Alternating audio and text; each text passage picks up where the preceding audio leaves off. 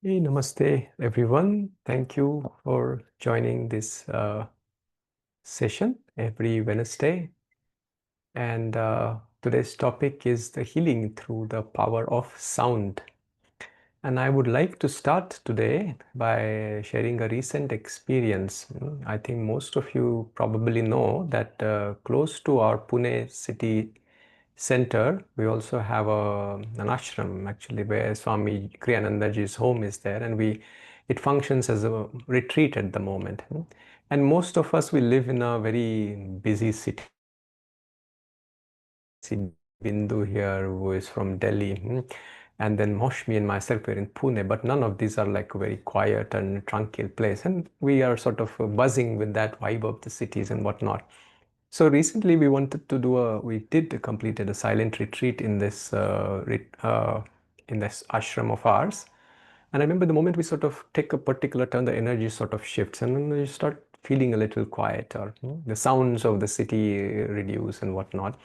And especially when by the time we reach our ashram, this on the outskirts of Pune, and you would not notice this is still a monsoon season here, and then the type of sounds were still there. In the morning, I woke up with sounds of beautiful birds, a particular bird which has this singing sound. And the nights were not quiet by any means. Actually, they are probably quieter here.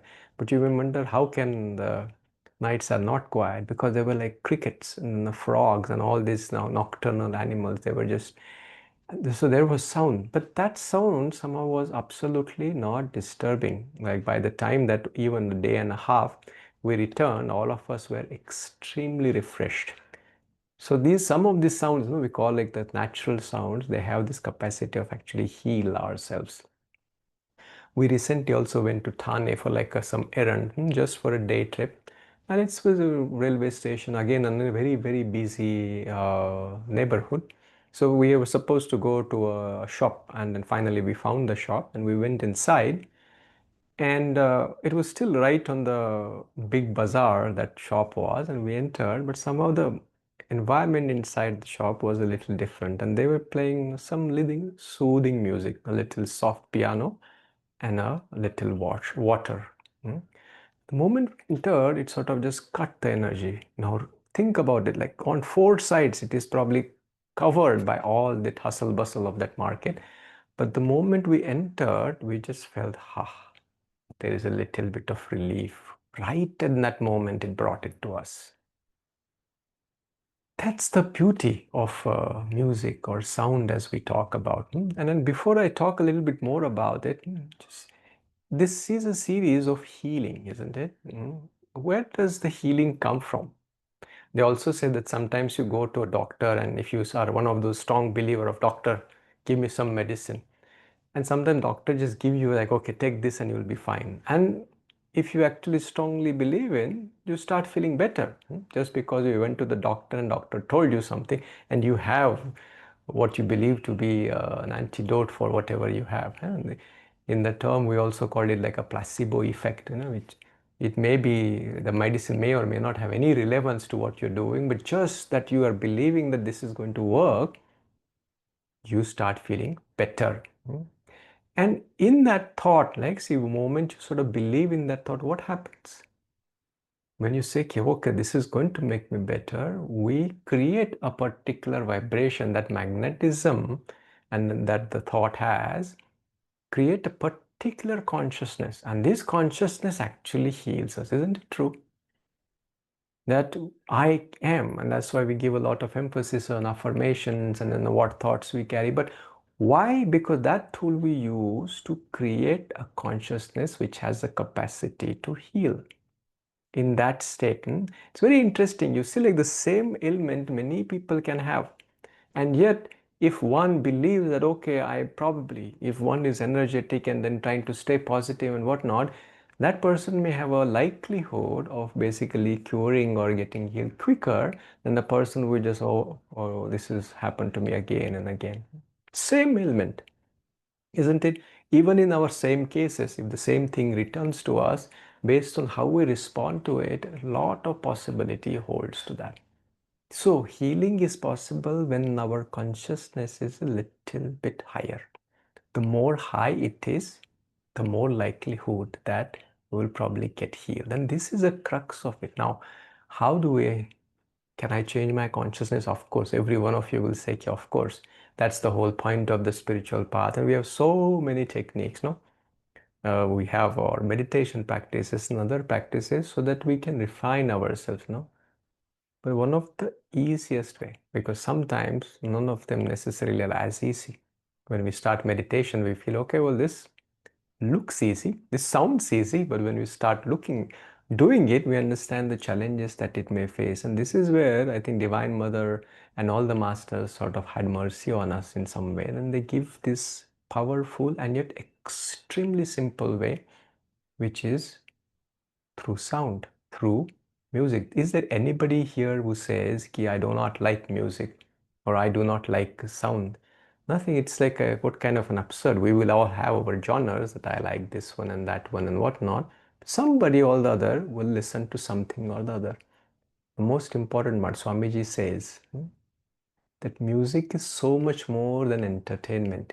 He says it doesn't merely reflect the state of consciousness, but it also generates it.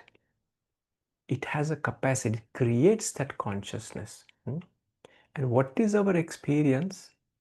This is Dr. Peter, who is also a long-term practitioner of Kriya Yoga.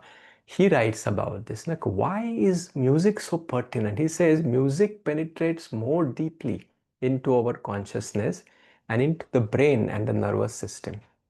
And he said we have limited control over music effects once it enters our neural network.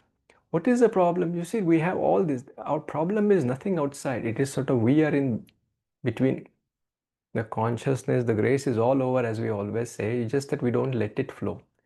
Music doesn't require, sound does not require permission from our intellect or our conditioning. It first goes inside, it bypasses the rational faculty. And what Dr. Peter just said, and once it enters, you have no control, meaning you cannot throw it out. This is a good news and a bad news. Why I say it's a good news is because if you're listening to something, we don't need to make a hard attempt to sort of soak it in. Why it is a bad news? Important to understand what is it that we are listening. If we listen to something terrible, that's the consciousness that we are soaking in. See, Swami Kriyananda, we always say he has written so many pieces of music. You know why? What was his motivation behind writing any pieces of music? It's not that he wanted to become a composer. He had a good voice and he wanted to sort of sing songs. That was one of the first assignment he was asked to. A church said, "He come and then sing some songs for us." So he took his guitar and so he found out some good songs he felt resonating, but then he realized there's so few which sort of represent the type of things that he wanted to say to people. He says, nobody is talking about the consciousness I want to represent. So I said, I might as well write my own music. And that's where, if you're in the Swamiji's songs, we call it as philosophy in song, because they carry a particular consciousness and express beautifully through music. Hmm? And you listen to it, you feel. And that's why we say, we go to a particular place like an Ananda center, we're like, this is familiar. It is the same consciousness pervading most of those places. I've radio Ananda or some kind of a music going on all the time. And the moment we enter that space, we feel it. The corollary is also true. I sometime again before path, music, everybody lives music. I also like music, but we listen to all sorts of nonsensical things also earlier. And the strange part is they're also stored somewhere. With the one time me and Devarshiji were talking about it, we were walking, and then one of those places is playing this very heavy beat music. No? And the moment you feel something inside starts moving, he said, like, we got to run away from this place because it is watering the wrong seeds inside. And it is not we are aware enough now to understand that we don't want to water this. But the good news is just choose the right one, those vibrations, that consciousness, and the watering isn't just an automatic process. And that brings a lot of healing capacity. You see, many Recently, I went to a few friends who were not feeling well. We suggest that play like Om if they are very, very, or some kind of a good music that we have. That just creates a particular environment without making our conscious effort. All we have to do is listen. And that's a very natural inclination for ourselves. And we soak that in. See, we always, many a times you might have heard senior teachers talking about, no, listen to Swamiji's and Masters chant because they are spiritual eyes, and then where they will soak with your, but this is, don't look at it as like a dogma or okay, oh, I have to only listen to this. No, no, this is not that. What is the point? Again, I guess I'm talking here mostly to the path of Paramhansa Yogananda. It is not that the music by Swami Kriyananda or Paramhansa Yogananda is the only perfect music and the best music to be heard. But for those who are the disciples of this path, it is the perfect one. What is our point? We are, we represent, or we sort of have discovered within ourselves a particular ray of the divine light, as we say.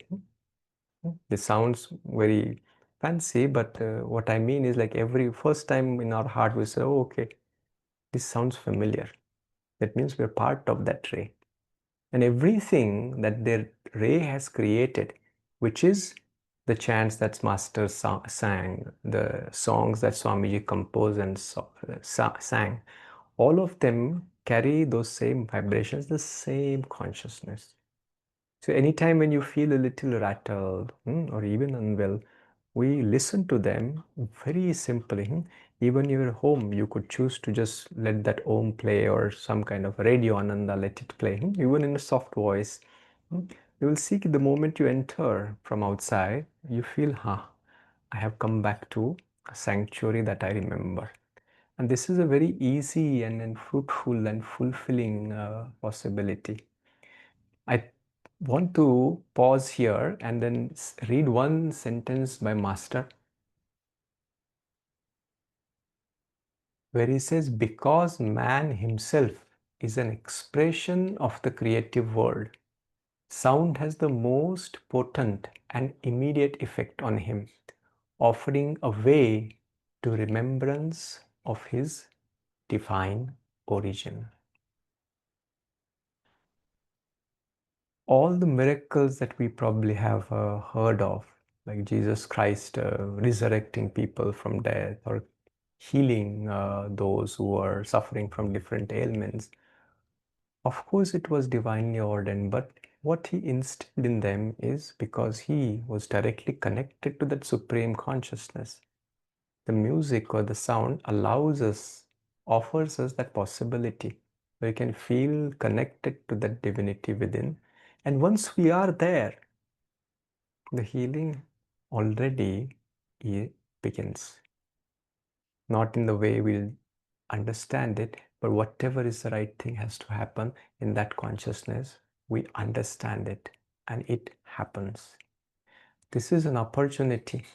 So if you don't have, I would say invest in a good headphones or a good speaker and let that thing run.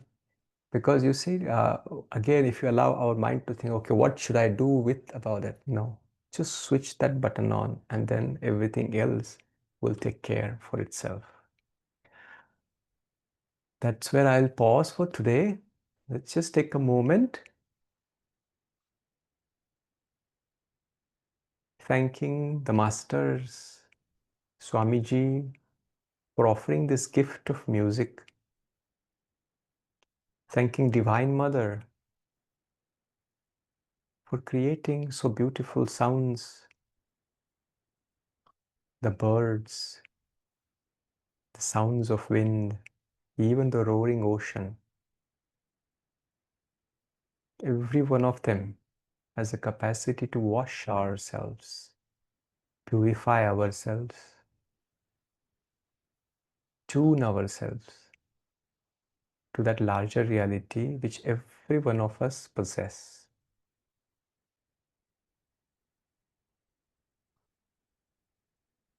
And feeling that connectedness, let's chant Om 3 times as we send these vibrations out to everyone.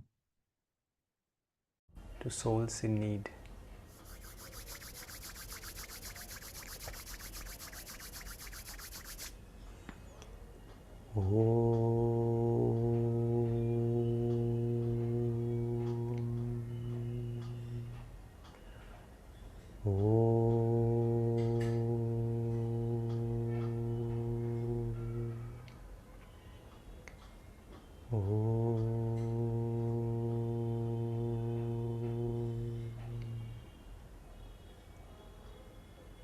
Om Shanti Shanti Shanti.